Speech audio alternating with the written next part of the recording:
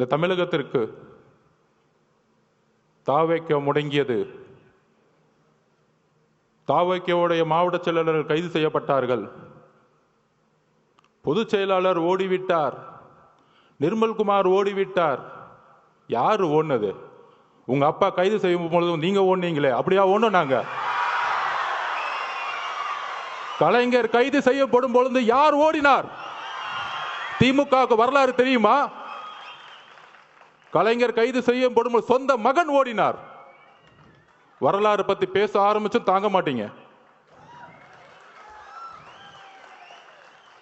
TV கேட்க வரலாறு தெரியாமல்ல, எங்களுக்கு மக்கள் இயக்கமாகவும் இருக்கும் தெரியும். உங்களை சூழ்ச்சிகளை சுப்ரீம் கோர்ட்ல போய் தூக்கி எறியவும் தெரியும்.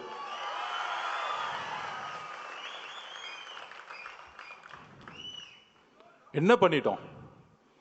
மக்கள் இயக்கமா இருந்து ஒரு அரசியல் கட்சியை உருவாக்கி மக்களிடம் போய் ஒரு பிரச்சாரம் பண்றார். முழுவதுமாக மே மாசம் தன்னுடைய பணியிலிருந்து இந்தியாவிலேயே நம்பர்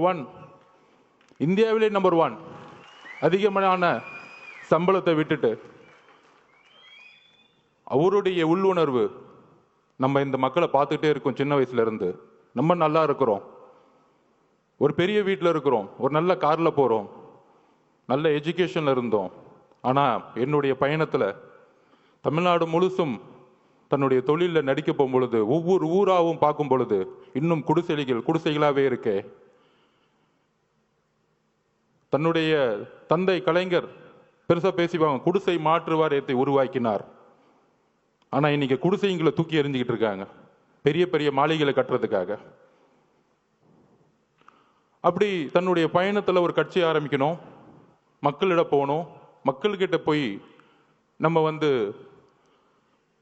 நான் அரசியலுக்கு உங்களுக்கு நல்ல விஷயங்களை வந்தா என்னென்ன செய்வேன், பிரச்சாரத்தில் என்னென்ன தவறு நடந்துட்டு இருக்கு, நிர்வாகம் என்ன தவறு நடந்துட்டு இருக்கு, தமிழக வெற்றி கழகம் நம்ம தோழர்களும் நானும் ஆட்சிக்கு வந்தா என்ன நிர்வாக மாற்றங்களை உருவாக்க முடியும்னு மக்கள் கிட்ட சென்றுட்டு இருக்கார்.